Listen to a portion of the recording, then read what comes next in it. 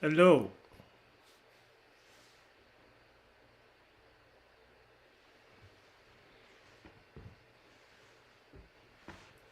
Hello.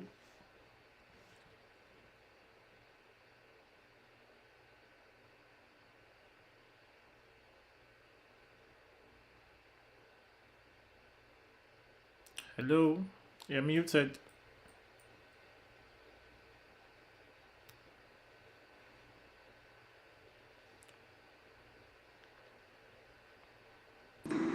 Hi, good evening.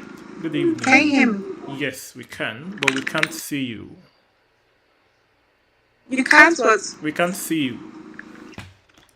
Oh, okay, I'm coming. Let me open my camera. Give me a second, please.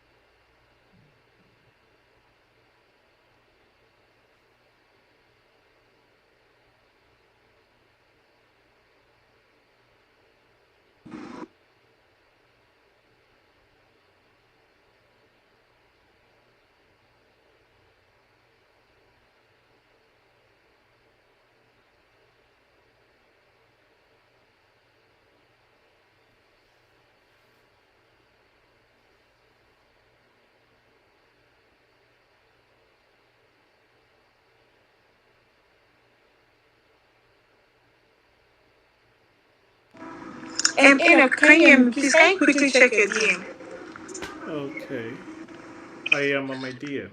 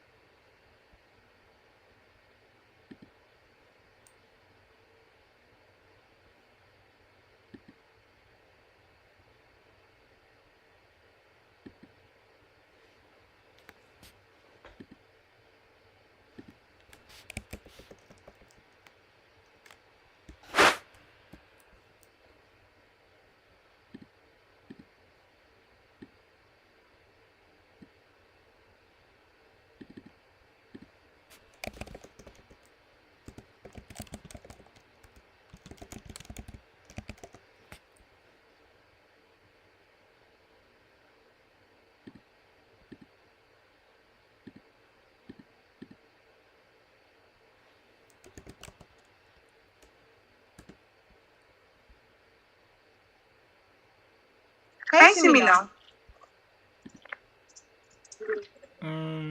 Hi, can you? Not yet. Well, I can see myself. Yes, we can see you now. Thank God. Okay. Is it upside down from my end? It's slanted. Planted. I did. Okay. Yeah, I think this is. Yes, it's better. Yes. Okay, so we can get started. Sorry for the delay. Gosh, 10 minutes past. Yeah. All right. So, without taking much of our time anymore, let's go straight into the questions. The first one we have is: can you introduce yourself to the audience and share a bit about your journey so far? Who are you? What do you do? How did you come about German? Just a little background about yourself. Right. Hi, everybody. First of all, thank you for the privilege. Thank you for the. It's really a privilege to be here. And good evening, everyone. I mean, it's evening here in Nigeria, basically. So good evening, everybody. My name is Oluwaseun Akinola, and I am an international relations graduate, a recent international relations graduate, and that is passionate about diplomacy, advocacy, youth engagement. I mean, everything that has to do with building and just international conversations and discussions, right? I'm currently serving. I mean, I'm serving my father's land, literally. I'm currently serving right now, but regardless of that, I'm still trying to build my diplomacy journey. I'm an aspiring diplomat, basically, right? So I'm still trying to build my journey, my goals and everything I want to do around diplomacy and peace building and advocacy and youth engagement and youth empowerment. So yes, I also write. I'm also a content writer. Yeah, I also write too, and do content. Just a little bit of content creation also. Okay, that is quite the profile, really. Then how did German get fit into this, multi-faceted background of yours? How did German or you go into Germany? How did it come in? It's basically right. I had like some not classmates, but I had some people that went for this conference in 2022, right? So I just went online and I asked them. I was like, "Oh, I saw that you went for this conference in 2022." That was in 2024. I reached out to them and I was like, "Oh, I saw that you went for this conference in 2022. What's it about and everything?" So they told me about it. They shared the page of the conference to me. And then I took interest in it, right? I think I just want to chip this year that for every person, young people, please try not to gatekeep. Try not to gatekeep. So what I did was immediately I heard about the information about the conference. What I did was that I reached out to other of my friends that were also studying international relations, right? So I sent it to them and I was like, "Oh, look at this opportunity. I think it would be really nice for our course." So in 2024, they did not hold this conference. But then because I had checked to all of my other friends, they kept tabs with it. So in 2025, when the conference was to be held, they sent it to me. I actually even forgotten about the whole thing. Yes, I took interest in it, but like I'd forgotten about the entire thing. But because I did not gatekeep, so that's where I'm going to now. I feel like every human being has a tendency to want to be selfish. Oh, let the team first work for me before I begin to share it to people, right? So, but like I didn't do that. So in 2025, my friend reached out to me and he was like, "Oh, Shum, that conference that you spoke about, they're holding it in 2025." And I decided to apply for it. So mind you, when I was applying for it, I was in 400 level, right? And I didn't know anything. I didn't know anything about Germany. It's not a language that I was really interested in. I think I was more interested in French than I was in German, right? But then when I saw it, I was like, "Oh, this is actually very nice," because I think can bear me witness. I think it's really rare to see conferences, international conferences that that you don't have to pay a single dime to attend. I mean, there are so many conferences that you first of all pay like an acceptance fee of like maybe $10, $15, and there's no guarantee that you are going to get to that conference, right? So that was like one of the first conference that I saw that, oh, I didn't have to pay a single dime. I just had to write a motivational speech, and that was it. I'll be able to get in. So what did I do? I gave it my best shot, right? I made sure that I worked on my motivational statement so much. I worked on it, and I went through like my lecturers and everything. I worked on it so much. And how they got to even like, I will not say, oh, I mean, there were so many people that applied. I mean, so many of my classmates that were very qualified. I would say that, oh, there was God factor of, mercy there. But like another thing was my LinkedIn, right? My LinkedIn. So what they did was that they asked us to submit our LinkedIn profile, like our social media my social media handles. So what these guys did was that they went to do a background check on everybody, like on the people that submitted. So they did a background check on the people that they wanted to be in the conference. And because I'm a person that builds on LinkedIn, I build on LinkedIn a lot. Like that's why I'm like, please, every young person should have a LinkedIn account. Please, your LinkedIn is literally like your CV. Your LinkedIn is like your online CV, literally. So what they did was that they went to my LinkedIn and they did a background check on me. Oh, what's this person? My tweets, my LinkedIn, basically all my social media handles, right? And that was like one of the major things that happened. And also because I was studying international relations, so it was closely linked to what they wanted, right? So that was it. And lastly, they told us to submit a picture, right? So this picture was supposed to be any picture that was linked to World War II. So basically, the conference was about World War II in other countries, like in countries around the world, how World War II affected your country. So I submitted a picture of one of the soldiers that fought in the war. He was a Nigerian British soldier. He fought in the war. So I submitted a picture of his grave, of his tomb. Right. So when I submitted the picture, they reached out to me through mail and they were like, oh, we saw this picture you submitted and it's something that was so interested in. Right. So that was how I got to pick and everything. Okay. All right. So I hope I was able to answer. Yes, you did that perfectly. Some points you mentioned that I just want to like highlight on. Importance of not gatekeeping, because in a way it come back to help us. Then you talked about having a solid LinkedIn profile, which is very important because like your CV, your digital CV, so to say. Also, you talked about the image of the Nigerian Biafra soldier. Can you by chance send the picture to us after this webinar so we can add it to our posts? Okay. Definitely, yeah. Thank you very much for that. Now, the next question. I think you answered the question already, how the opportunity to attend the Histocon came to you. So we're going to skip that. What was going through your mind when you learned... Okay, you want to say something? Yes, I wanted to say something. Right, another thing is searching for opportunities. I don't know. It depends on... Well, for me, I studied international relations and I realized that most of the things that we learn in university is just the theory aspect. I mean, for 4 years, you're learning theory. So I was like, oh, what can I do? I want it to be practical. So what we usually do is that we take our time during the week, like hours during the week, to just like search for opportunities. So like search for opportunities related to your courses, right? Am I still audible? Can I still hear me? Yes, the network is fluctuating, but I think it's still manageable.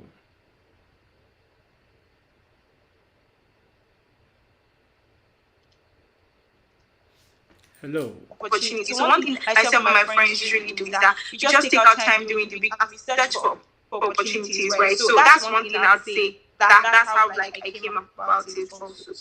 Okay, so searching for opportunities. Let's take note of that. Now, the next question. What was going through your mind when you learned you would be traveling to Europe for the first time?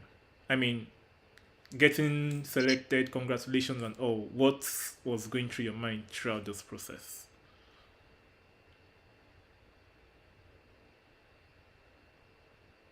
Hello, are you there?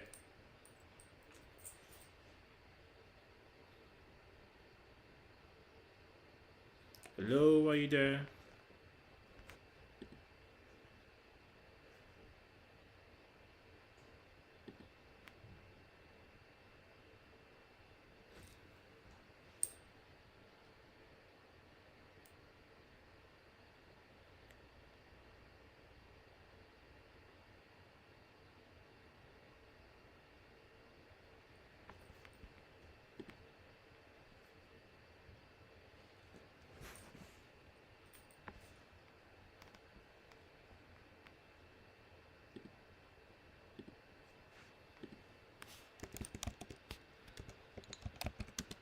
Can you hear me? Yes, we can hear you.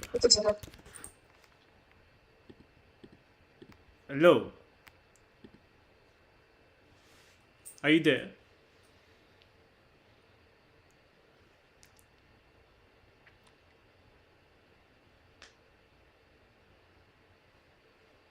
Hello,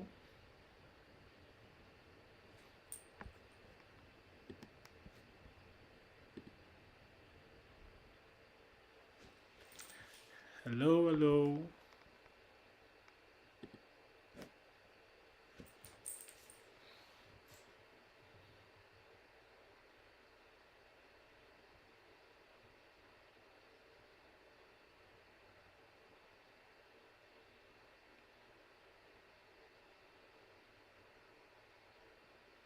hello,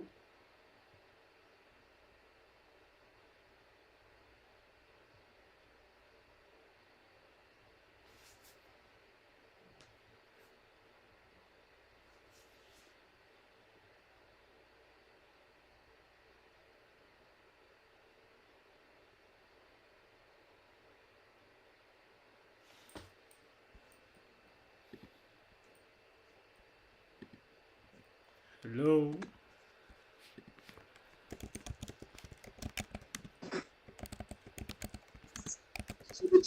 Can you hear me now? Yes, we can hear you. But okay, Sorry about that. Sorry. so all right. So I'm gonna take the question again. Okay, so I was asking, what was going through your mind when you learned you would be traveling to Europe for the first time? Genuinely speaking, I was really excited. I was excited, and I was also kind of. I mean, it was just really mixed feelings. But genuinely speaking, I was excited. I mean, it was my first international trip, right? And it was very much exciting because I was not just going to Europe. I was going to be speaking to the president.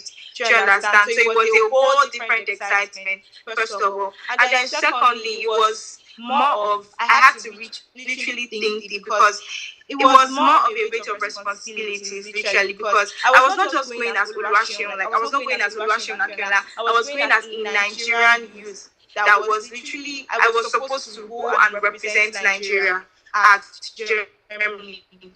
So I was going with both excitement and both a very deep sense of what's the word? Very deep sense of responsibility that I had to actually,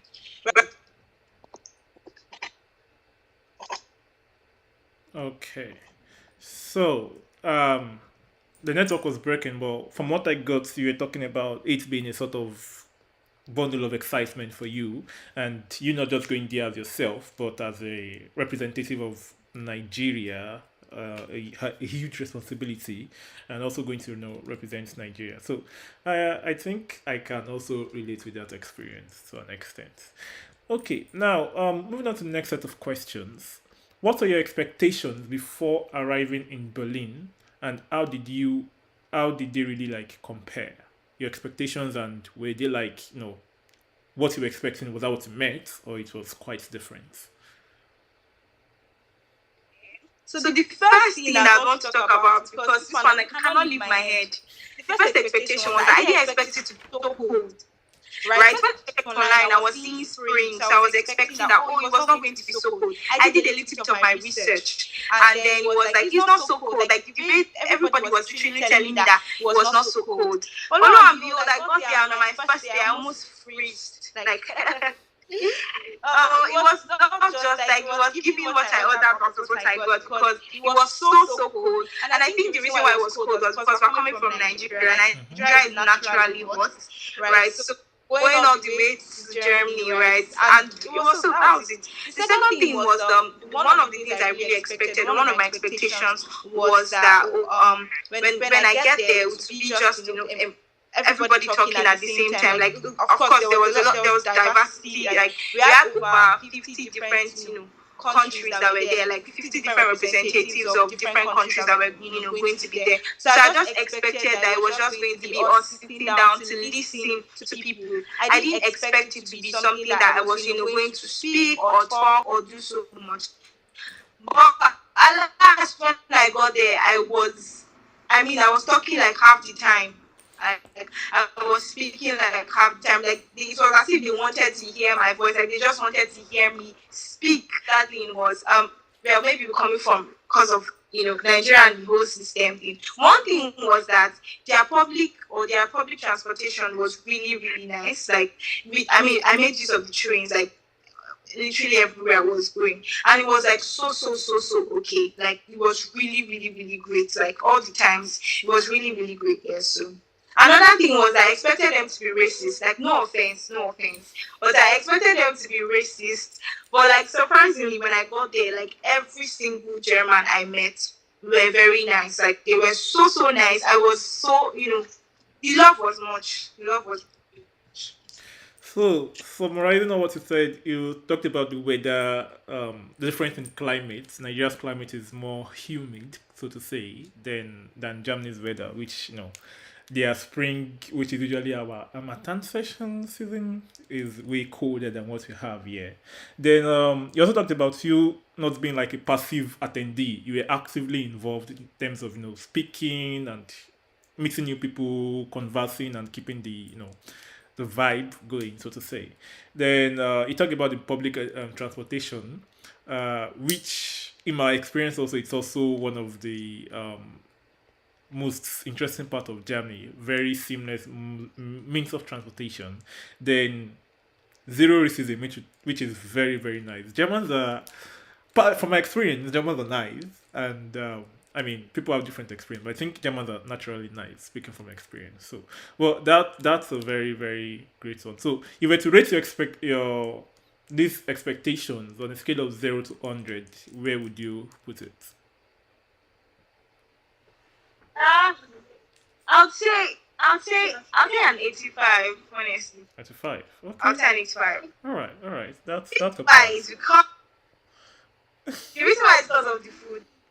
What's with the food? That's the reason why. What you say? What is with the food? What's with the food? What happened to the food?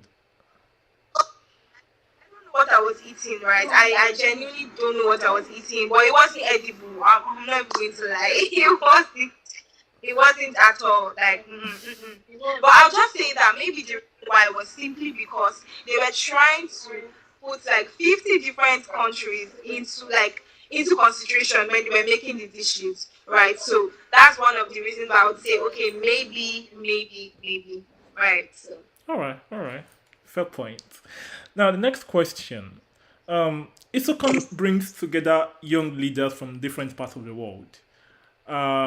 What stood out to you about the environment and the people you met?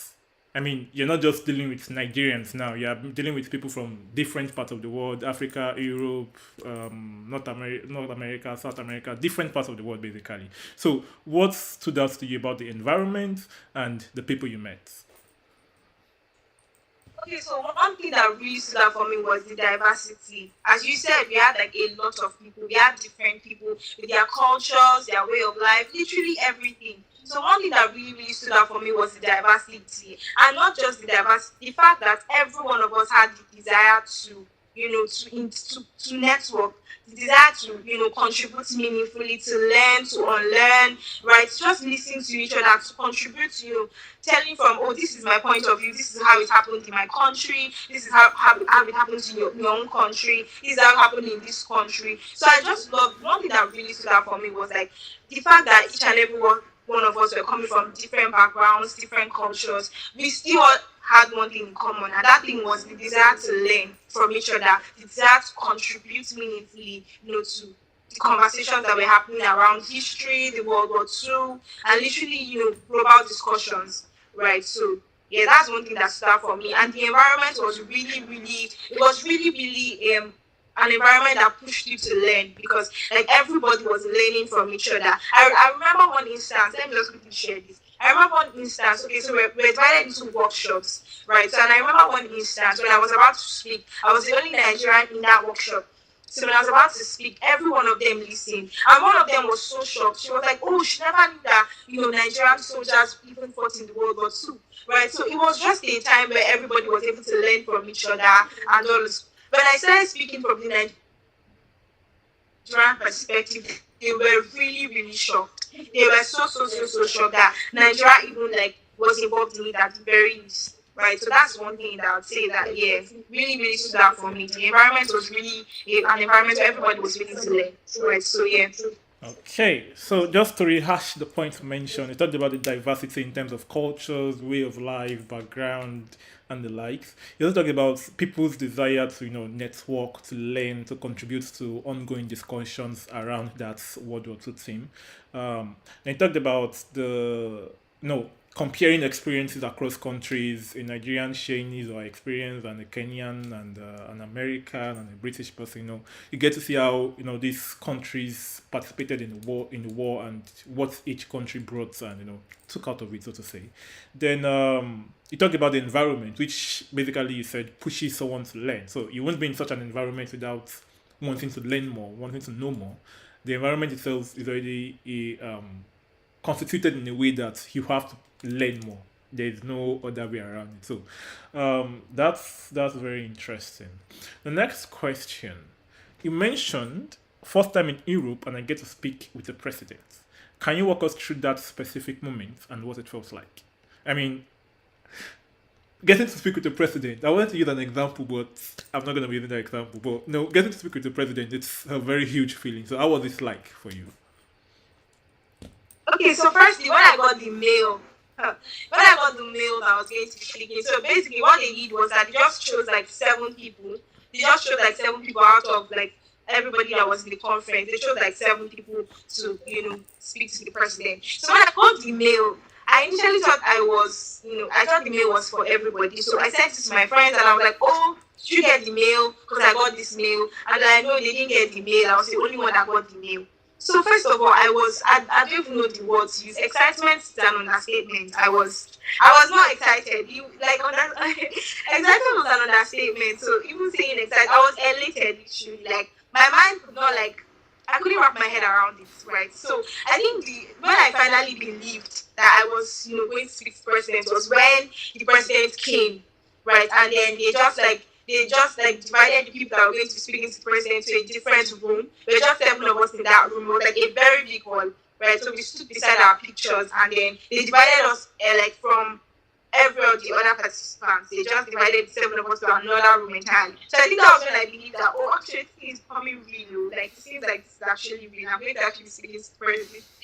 So I was so happy. I was genuinely happy because that was my first time in Europe. That was my first international trip, and then I'm going to be speaking to the president. Like it was it was a very wholesome moment for me. Like it was even till now, it's still it's still really in my head. Yeah. Okay. So it was really good. It was Well, that's not an experience I can relate with, but I think I can envisage how it felt through your explanations and expressions and everything. So, but the key word is that you were elated, and that must have been very nice. Out of the numerous number of people that are there, you get to be among the close 7 people that were selected. That's quite a landmark move, I would say. Moving on to the next set of questions. What cultural differences between Nigeria and Germany surprised you the most during your time there? Cultural differences, basically. Should we go into this? Should we go into this? Okay.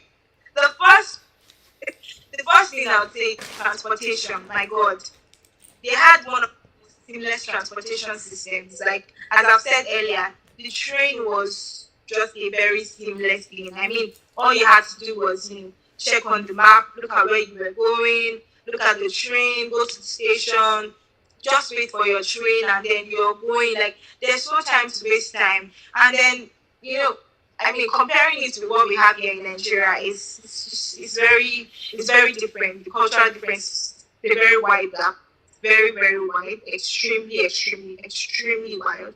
And another thing is also part of the transportation system is the less traffic. I mean, there was not so much traffic. I think the only time I encountered traffic was one of these busy evenings. I was going to see the Berlin Wall, and then I mean, we went very late. We actually very late, and we had to take the bus. So I think that's when I experienced just a little bit of traffic, but it wasn't something so big or something so stressful. It was just like a couple of minutes and good, like instantly. Literally. So I think that's one thing, one of the cultural that's one thing that really like stood out for me very much. That's one. Right. So Okay. So basically, transportation, it's been seamless and less traffic. I mean, also we have the same in Nigeria. In some parts of the country, we do have seamless transportation, but it can't be compared. Apparently, I understand, but I mean, we've got the bikes and danfos and BRCs, or But anyways, I get your point. It's seamless, less traffic, and I also think it's comfortable. Also, you don't have to squish yourself between a lot of people. That's yeah. Okay. Is that the only cultural difference you noticed? oh, like of course the weather was really like one of the major things. Another thing was the language, and I won't say they were not welcoming, right? But like the first day I got lost, okay, I actually got lost on the first day, right? When we came like from the airport to the conference, it was a whole different story. So we got lost and they were trying to find our way. So because we didn't really know how to speak German, it was just the little basic words we knew. It was so hard communicating with the people and trying to explain that this was where we were going and that was where we were going. So I think, I mean, in Nigeria, I mean, that would have been very easy for me to find. I mean, somebody would have said, "Oh, I know where you're going. This is exactly where you're going," and they directed me. So at the point, what we had to do was start looking for somebody with our skin color, right? Somebody that that our skin color that could answer. Was really okay because she was able to speak, English to us, and she helped us, kept us on the right train, and that was it. So I think that was another thing that really like the language barrier was just something. Okay, so language barrier and you getting lost. I remember also getting lost about 2 times when I was there, but because of the language, I was able to find my way back. But I can imagine how it would feel not having the language and getting lost. So that must have been scary. We're also cold, so don't forget that we're also cold. True. So we're cold, we're hungry because we had like how many hours? It was like almost past over 8 hours flight from Lagos airport down to Istanbul first, then from Istanbul to Germany. So to Berlin, right? So it was, we're hungry, we're tired, we're lost, we're cold, right? So yeah, you can imagine it was just a whole different thing. Entirely. I understand. Okay. Next question. How did the conference deepen your understanding of global leadership and civic engagement? Global leadership, civic engagements. How did the conference help deepen your understanding on those themes? The conference did for me was that the conference really shifted my mindset. It made me realize that about this leadership thing, it's not just authority. Leadership is not just literally about authority and how you can exert authority. Leadership is about, being able to take space, being able to contribute meaningfully. So one thing it did for me was that it made me realize that there's so many young people that need to be in this space. There's so many young Nigerians that need to be in these rooms to be able to properly represent Nigeria. So the thing just really shifted my whole mindset about leadership to help to make me to understand that there are so many young Nigerians. Like for instance, now let me cite an instance. So when I was talking to the president. I just thought back and I'm like, how many Nigerians would love to be in my shoes? Like, there are so many Nigerians that are young like myself that would love to be in my shoes, that would love to stand here to speak to the president. There are so many young Nigerians that are intelligent, they're doing so well in their various fields, right? But then the problem is that they don't have access to these opportunities. Right. So one thing it did for me is that it made me to see, okay, how can I create opportunities? How can I make this experience I had to open ways for other young Nigerians to be able to get opportunities like this and to also be able to take spaces in these rooms. Right. So that's one thing it really did. Shifted my mindset about leadership. That it's not just about authority basically. It's about opening doors, helping other people to also rise. Literally. So yeah. Okay. So per what you said leadership is not just about authority, and that's a very powerful statement, I would say. So not just about authority, giving commands and people following your bidding, but basically creating meaningful impacts and also giving access to opportunities, creating opportunities basically. And I think that's very important because people would always say, or Nigerians always say, information laughing full. Without information, you can't basically push yourself out there. So the more information you have, the more access to opportunities, information that you have, the better or the wider your horizon, so to say. And that's very intriguing to say. The next question. Were there any specific sessions or speakers or side conversations that shifted your perspective in a meaningful way? Yeah, there were lots. But I think one of the two that really stood out for me was, so as I said before, we were divided into different workshops. So one of the workshops I was in was the title of the workshop was Who Tells the Story? Is it the winner that tells the story? Power narratives. Who tells the story? So basically what that workshop was about was just,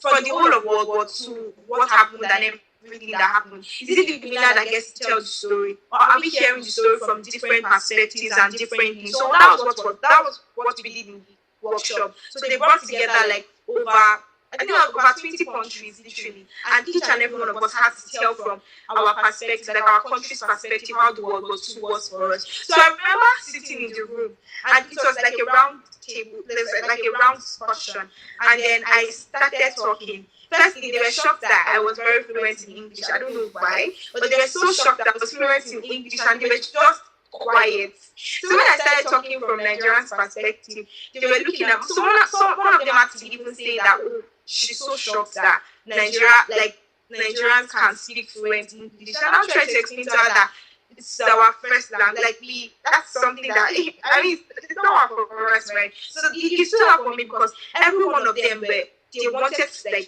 hear from Nigerian's perspective, because they were even shocked to see that, oh, there was a Nigerian in the room and Nigerians were involved in World War II. So it really, really stayed with me. It was so wow, these people know literally nothing about us. It was more they were just, it was Eurocentric. You know how it's Afrocentric in Nigeria and Africa as a whole. But for them, it's just Eurocentric. They literally know, and they don't literally know so much happening here and everything. So talking about my own perspective and everything was really, really it for me.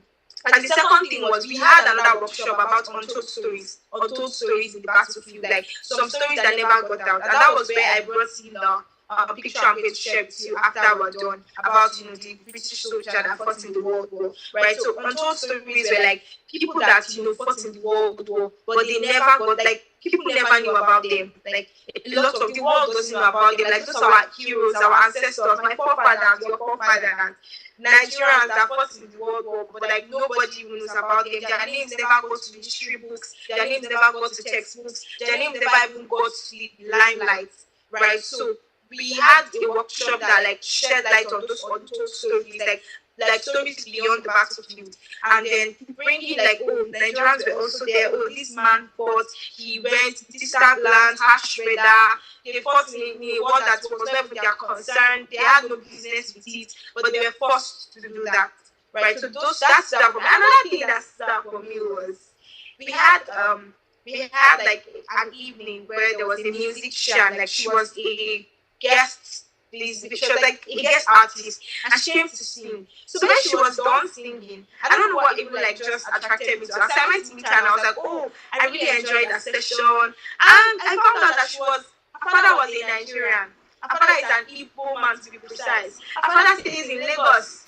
And I was like, oh my God, that's so nice, right? And she was like, oh, she has been to Nigeria just once, and she has been longing to come to Nigeria again, and all of that. That she enjoyed. So we started talking on that basis, and I was like, when you come to Nigeria again, just hit me up. We get to hang out, and you get to like taste some of our nice dishes and all of that. So it really like when I saw her, I knew that she had like the Nigerian blood, because she like there's just something that attracted me to her. So it was really nice seeing seeing your brother, like my sister, literally in the country. Like I've been, invited to be in this room as a guest, artist. It was really nice for me. So yeah, that's another thing.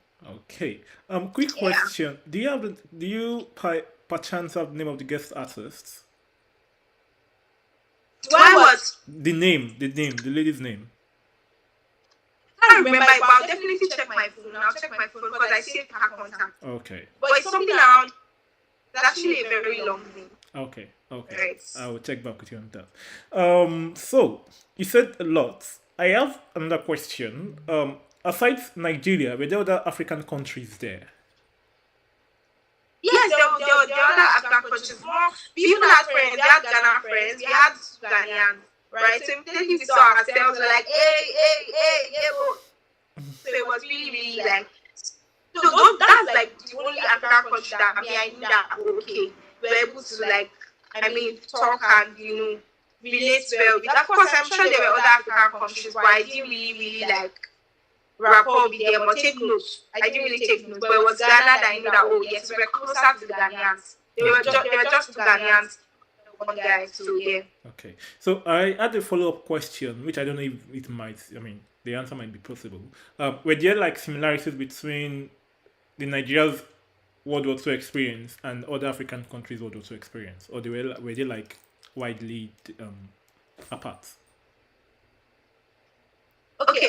So firstly, I would not know because the workshops I was literally like the only African. Oh. The workshops I was the only. The rest were like from Europe, from different parts, Asia, etc. Okay, all right. Interesting. Then I also have a follow-up question about who tells the story, talking from perspectives and all. Are you like probably working on an article or a research paper in this regards? Because telling our story, Africans also have to like put their own stories out there, not waiting for the Europeans or the Westerners to write the story. So I was just saying if you're preparing something like that in your own little capacity. Yes. I have actually. I'm writing on Substack right now. I'm writing on Substack. I sent a series last year. I've not completed the series yet, and it's talking about stories, African perspectives, and also yes, I have written articles about it. I've not just published it yet, but I've published at least one out of it. So I started with my Substack account, so like that was like the most easiest way of publishing. But like I reached out to other places or other places that could actually publish, but I'm yet to get a response. So as I was waiting for the response, I decided to just go with my Substack account. So yes. Okay. So answer your question, yes. Okay, thank you for that. The next question: how has this experience influenced your personal goals, your confidence, or your general sense of direction moving forward? So I'll say that, honestly speaking, right, that the German conference was literally a life shifting experience for me. It was really life shifting because, like, firstly, my confidence was raised, very, very much raised. Like, honestly, like, coming from the point, like, I didn't really. I wouldn't say I doubted myself, but like there's just this kind of, oh, like, can I really do this, right? So my confidence level like really shot up. Another thing was that I can't even tell you how many opportunities I've gotten just from this conference. I've gotten a lot of opportunities. I've gotten a lot of, I've gotten so many access to some places I know that on a normal day, on a normal level, I would never have gotten access to those places. I've gotten access to rooms, to people, to just some certain things because of this. And it has also helped me to, give me a sense of direction in what I want to do. Like, I need a lot of Nigerians to be in these places. I mean, we are so much underrepresented in so many places. It's on so many, levels, on so many places, especially in the international space. And it has moved my sense of direction to not just something that is a personal thing, something that I want to spread it around to other young Nigerians. Like, oh, you can actually be in this space too. You can actually also be. I mean,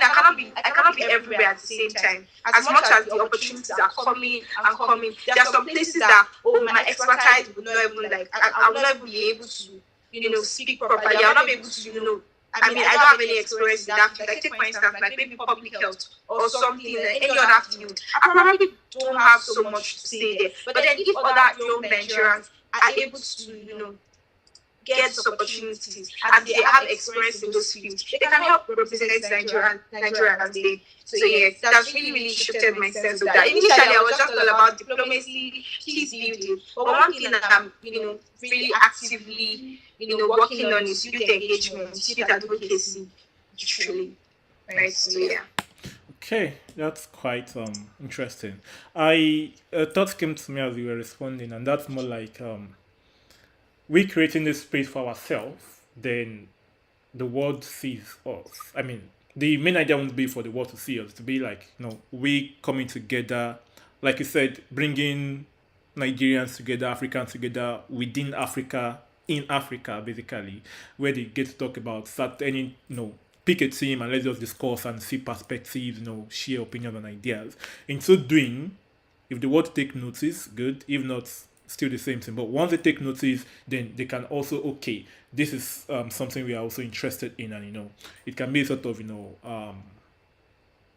opportunity to exchange partnerships or create partnerships between these international companies and all. But the idea should be promoting Africa, promoting Nigeria in a positive light, or bringing out those stories ourselves. Because, like I said initially, we are the ones to tell our own story. We shouldn't wait for others to tell our stories. But thank you very much. Thank you very much for that.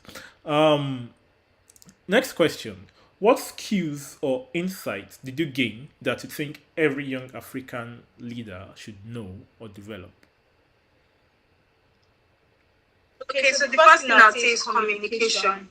Communication, being able to express your thought process is very, very much. Being able to express your ideas, what you're thinking, your perspective, your school of thought, being able to express it very well. So communication is one of the most important things. Like, there's something I always do. Like, I speak to myself a lot. Like, I can just take a random topic and I'm speaking on it for like 10 minutes straight. I can set a timer, right? And then I'll see how, when I finish speaking, I can play it back and see, oh, what did I say? How did I say it? Was I able to, articulate my thoughts properly? Was I able to, hit nail on the head, right? So communication is very, very, very important. Being able to express your ideas, being able to express your thoughts very, very well. So I think that's something that every young African is supposed to at least have. I mean, because if you have everything, you have the intellect, you have everything, you have everything up there, but you don't know how to properly, express it. It's just a whole different thing, right? It's just correctly. So the second thing I would say is being able to adapt, right? Being able to adapt, especially in terms of when you are in a different environment, and maybe not even just a different environment, but being other little things like taking up. There's something I always do. I used to always say that most of the times, I mean, Nigerian universities, you spend like 4 years, 5 years studying a particular course, and at the end of the 5 years or 4 years course, that's literally all you know. There's nothing to back up what you know. Like, I mean, learn other things by the side, like learn other things by the side, not just having you're studying a course for 4 years. That's literally all you know, and for those 4 years of your life, that course you are studying. I mean, have something by the side. Just take up a little thing that you're like content creation is there, content writing is there, little things like computer literacy, little things, digital marketing is there. So many things, right? So that it's not like you're just wasting 4 years, or not wasting per se, but like you're just spending 4 years on a particular course, and then after it, most of the time, after it, you don't use the certificate, right? If I'm being honest, just a few people that are like, no, I must use the certificate to get something. Right, so the first thing I said is communication, second is adaptability, and the third thing I would say is building a very strong network and putting yourself out there, like building a strong network. First of all, putting yourself out there is literally like closely related, right? How do you put yourself out there? As I've said, LinkedIn, your Twitter accounts, your just don't post anything, Facebook, everything. You can as well try to build your digital CV up there, right? So yeah, that's something that. Okay, so the points you emphasize on, we have the communication, the adaptability, and networking, which are, I believe, they are three most important, areas of developing oneself in terms of the world we are in now, even as an African. So, thank you very much for that. Now, next question: did the Histocon experience change how you see Nigeria's role and voice in global historical and policy conversations? And how yes, it did. Right, because genuinely speaking, right, I also did not know that Nigeria had a lot of stories to tell. I also did not know so much about Nigeria's perspective, right, until I started doing research, until I started preparing to go for the conference. And then I now realized that Nigeria has a lot of stories to tell. Nigeria has a lot of, meaningful contributions that can be brought to these conversations, to the international discussions, to global discussions and everything. But the problem is not. The problem is that we don't have enough people to tell the stories. We don't have enough people to represent us in these spaces to be able to tell the story, right? So yes, I did see Nigeria as a very big force, like as a force to record literally on the global stage. Because I mean, we have like a lot of perspective, we have a lot of things, ideas. There's so many things, right? And so it's so really opened my eyes to see, because when I started doing my research, I found out that this is no small, right? So. I mean, giant of Africa. Yeah. Okay. Thank you very much for that. The last set of questions. What advice would you give to Nigerian students who want to participate in high-profile international conferences like the Histocon? Okay, so I think the three things I want to say. First, academics. Academically, please read.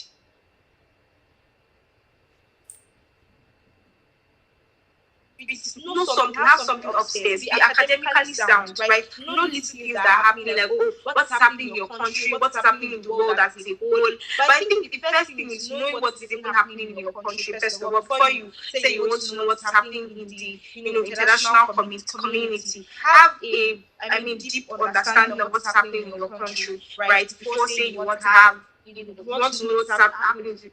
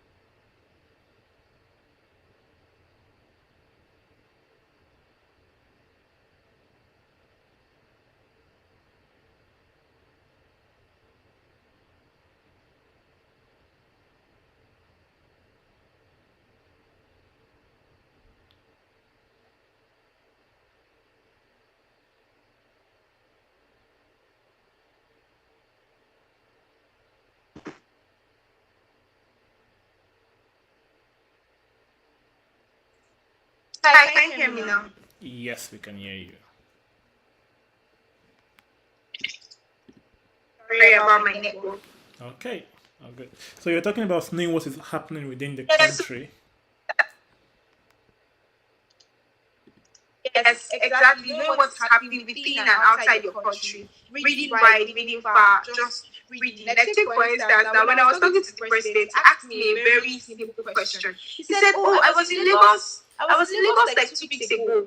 And Lagos is very populated. Like, how many, like, what's the estimated number of people in Lagos?"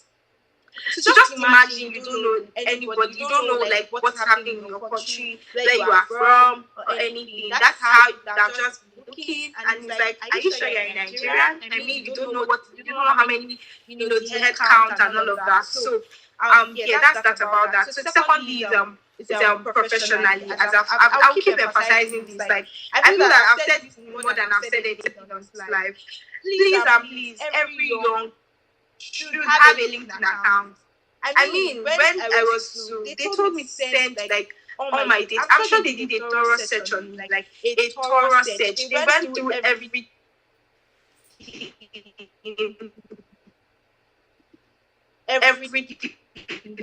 went through my LinkedIn, my okay, so I'll shoot something. There's something my friend always says. She's like, before you tweet, consult your future. So, hey, before you consult your future. So basically, in all literally says, what I'm saying is, don't tweet something that can implicate you, right? So just make sure that you're on the safe side. Tweet only things that would not implicate you in the future, right? So I'm sure they did a thorough search on me. So professionally, that was my digital C.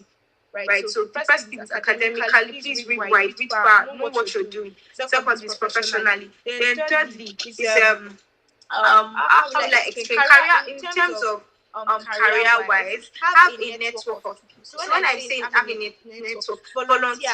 Like volunteering, I don't know how to explain it, but let me explain it maybe I can. But volunteering really helps a lot.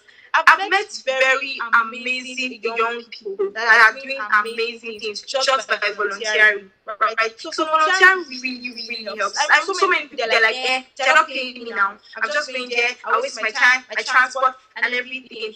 There are so many opportunities I've gotten just because I went to volunteer. I mean, I went to volunteer and I met somebody, and that was how he helped me to get something, like something that naturally, like I would have never have gotten it, like never ever have gotten. But because I went for that outreach, I went to volunteer. So volunteering is really helpful. Volunteer a lot because volunteering can meet people and also know how to keep relationships. Know how to keep relationships. Like that's very important. Know how to keep relationships. So as much as you volunteer, you network with people. Know how to maintain that relationship too. Not just the one that when you need them, you text them. Like follow up, check in.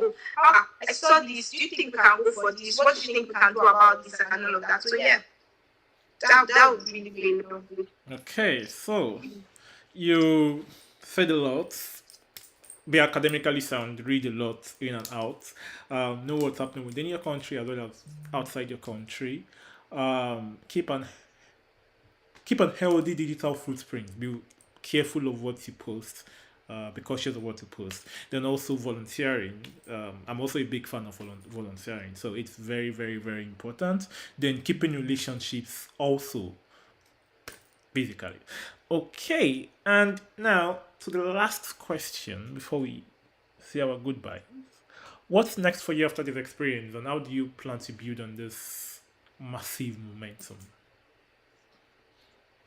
Okay, so basically, right now I'm still 7, so it's not like I won't say that it's limited, but then right now that I'm still 7, I can't really do so many things that I would naturally want to, right? But then one thing that I am moving forward is to actively engage in more international discussions, more conferences, go for Model United Nations conferences, lend my voices on my voice rather, lend my voice on social media, try as much as possible in my own little way to help other Nigerians, like young people like myself, to get access to this opportunity also through my little space of posting online, basically posting online and just doing everything I can do to just at least help other Nigerians that want to also get access to this space to also get. So moving forward, yes, that's basically what I'm doing. Okay, we wish you the very, very, very, very best on this, and hopefully we can, collaborate on some, you know, innovations like that and see how we can also help in a way. Thank you very much for honoring the invitation. It was nice hearing from you, your perspective, and yeah. We don't seem to have any question from the audience. So, any final words from you? Yeah, basically, just to wrap up everything I've been saying, I think one thing I want to say before I go is like most Nigerians, young Nigerians need to have a shift in mindset. Like we need to be in these spaces. Like your mentality has to shift. Like you need to be in these spaces. You need to be in these rooms. You were made for this literally, right? You need to actually be in these spaces. Nigeria as a whole, or Nigeria is very, very underrepresented in so many places, right? And as young Nigerians, this is what we're supposed to do, to go out there, to be in these spaces, to be able to speak, to be able to represent the country properly, very, very well. And yeah, basically, that's basically it. Okay. Thank you very much for your time once again. And sorry. And of course, there's literally the God factor. I mean, I mean, say everything without adding that, I'm just basically, so there's that the God factor too, right? In here, so. Okay. Thank you very much once again for your insight and addition and comment and responses, everything. We appreciate your time. So, without further ado, I guess that will be all. But before I leave, I'd like to take a moment to read the notes regarding the happenings in Nigeria. Today, we take a moment to acknowledge the ongoing situation involving the abducted children. Our thoughts are with the families, the communities, and everyone affected. We speak about this with care and respect, recognizing the emotional weight it carries. These children deserve safety, healing, and a swift return to their loved ones. As we continue our program, we hold our space for hope, for justice, and for the collective efforts to support the families during this difficult time. If you'd like to stay informed of support verified efforts, please follow updates from trusted news sources on Twitter and the nation's newspapers and official community channels. And on a final note, to call on the federal government to help rescue these children as soon as possible. Thank you very much for your time. And I think that will be all for now. So, I believe you can say goodbye in German. Auf Wiedersehen. All right, so goodbye. Thank you so much for having me. Thank you so much for having me. It was really, really an honor to be here. Thank you for honoring. Really yeah, enjoy the rest of the day. Yes.